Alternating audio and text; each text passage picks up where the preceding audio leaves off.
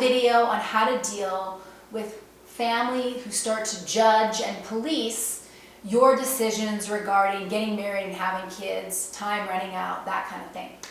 And the reason it's important is because even if we tell ourselves that this judgment doesn't matter, and that even if we're supported by the culture, which tells us it doesn't matter, there's often still a lot of guilt, hurt, shame about it, because not only is it just a given that you get married and have kids, and that you do so before a certain age, it's also just when it's our family doing it, it feels as though we are losing or in threat of losing connection with our family by remaining in our place, in our singledom. And so it sucks too, because sometimes you may want these things, but you just aren't in the phase where you can get them, or you may want one, you may want the long-term relationship, but you may not want kids. But even explaining that is sometimes tough for people to understand. And the truth is that when they give you judgment, there's a tendency of you to kind of cower or think, oh yeah, I am behind her, kind of get into kind of cowering. And that's the first thing. Don't cower. Don't show that their judgment matters or their opinion matters, because that just keeps them in line with this judgment and line of questioning, because they see how it's affecting you, and in a way they get power from it. They want to get you in line in the culture and the herd, right? And so don't react in a way that signifies that you're threatened or reduced by their commentary. What I like to do when people ask me is, like, they usually start it by saying, are you seeing anyone? Well, I'll say, yeah, I'm seeing a lot of people. Now, this is usually not true, but it's a way of getting them off your case in terms of even thinking that you want marriage. I know this may not be what everyone wants to do. You may not want to say that to your family. I understand. But in a way, even just thinking that and having that mentality of a little bit more frivolous playfulness actually gets you out of the judgment. Because this is about getting you out of the way that they're making you feel, right? It's about how to interact with them, but it's also about getting out of self-judgment. So just saying, oh yeah, I have lots of boyfriends. I'm seeing a lot of people. I have a lot of prospects. It doesn't matter if it's a lie. Say it, because it gets you into a place of empowerment, and then you're not, they're also even thinking, oh wow, she really is having a fun life. And they're going to have to rethink their idea that you are just some kind of miserable, lonely, single girl, right? So I think that's a great example. Another thing about it is when people ask, or people say, what, they'll probe you maybe on why the last relationship ended. You might say, here's the thing. I'm really proud of myself for leaving bad dynamics that had maybe cheating or abuse or manipulation. I'm glad I didn't go further with that person, and I'm definitely glad I didn't have a kid with somebody who has that level of unconscious manipulation and power, control, all kinds of different things you could say, whatever pertains. But why don't we get enough credit for getting out of bad situations and not staying in just to be in coupledom, which is like seen as the ultimate the ultimate badge is staying in a relationship long term? Well, I don't think that should be commended as much as if you are getting away from people that this person does not care about my opinion and my needs. It's good to get away from them. Just think of how that would play out if you did get stuck further. If you got stuck further financially, or if you got stuck further by having a kid with them. We need to give people credit for getting out of abusive situations, not marrying into it and then being a martyr for commitment and then having kids and then being in this kind of that is something that we should worry about. Instead of worrying about whether someone is not married, worry about whether they're married to an abuser, maybe covertly. Let's think about that. And so this is another great reframing, because again, you're coming from a place of power.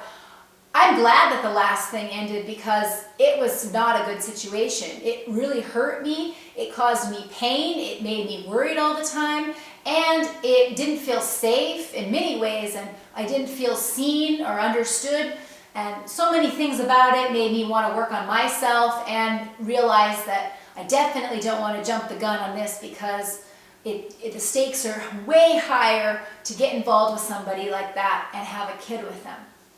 And that's a mature perspective. That's somebody who is very reflective and thoughtful and empathic, to be thinking in terms of that long-term scope of, I'm not going to have a kid with somebody that treats me poorly, and I'm also not going to keep rationalizing it just because I want a commitment at any cost at this particular age, at any cost, right? And so those are the top ways that I deal with it. I add a sense of playfulness with dating multiple people, so that I'm coming at it from a place of, I don't have self-judgment. I have a lot of excitement in life, and actually, you trying to make me feel like I'm worthy of pity. I'm not.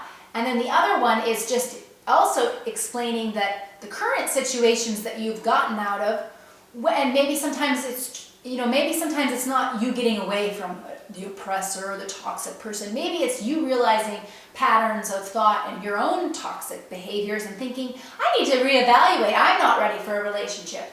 Both of these, whatever it may be, showing that you value being in healthy relationships over any relationship at any cost, just right now, gotta have it right now, that shows more maturity, and that reframes their way of thinking of you as a, sad waif, as, oh, this person is very thoughtful, and they are not being glib and frivolous about dating. So you either play the frivolous card, or you play the I'm serious and I'm not going to be abused card. Both of them build you up, and they say, I am right to be in the place I am. I am navigating this with the best of my judgment and maturity, and I don't deserve to be judged by it. Now, another thing you're going to get, besides the judgment on, why don't you have somebody at this age, is you also may even have kids come at you. I had my nephew come at me by saying, why are you wearing rings if you're not engaged or married, on my left hand? And I said, and again, a kid, you don't react with a sense of defensiveness. I just said, oh, you can wear rings on all your fingers. That's just how it is. And I said, and I like these, and they're also, they're not romantic types of rings. An engagement ring is usually a diamond. These are yellow citrine, so they usually look more on the birthstone line, casual, Anyway, so I just explained that to my nephew, and there's a special kind of pain when a kid comes at you with the question, because it's like, for one, they're so blunt, and you don't know if they too are having the judgment, or if they just picked it up from their parents talking about you.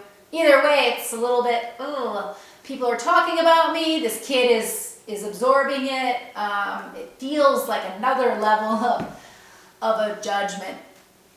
But you gotta honor yourself and not ever give them what they want, which they actually, even on an unconscious level, they actually want you to show a defensiveness, because actually this whole thing of judging is coming from a place of wanting to feel superior and judging you, because sometimes they might be judging you because there's also might be some envy, because usually people, whatever they have, they are tired of, so the grass is always greener. So single people are often idealized actually by people who are long time married.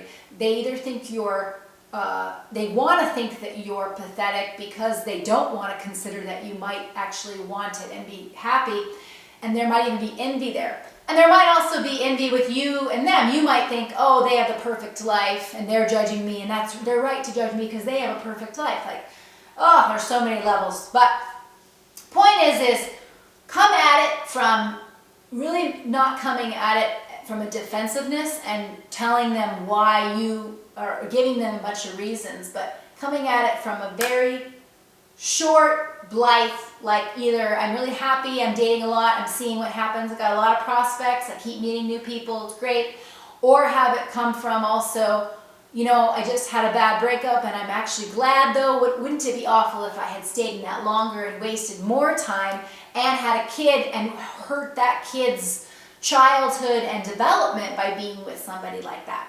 These are solid points, and they're wonderful points to bring up.